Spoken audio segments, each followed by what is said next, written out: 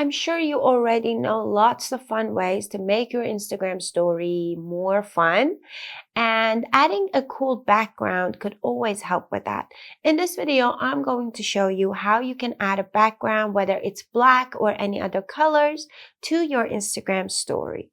Let's say I'm on my Instagram and I want to create a new story. So I swipe right, and here I'm going to tap on create.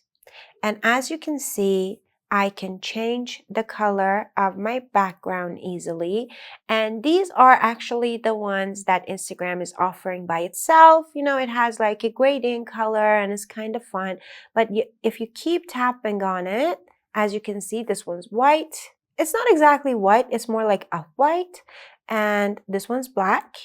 It's not actually off black, it's like completely black, so that's good. And then if you tap on this one more time, you can maybe draw whatever you want, maybe with another color. Tap done. Maybe you want to type something, you like hi, and then maybe you can do that. And basically that is how you can add a black background to your Instagram story. Hope that helps, and don't forget to subscribe for more.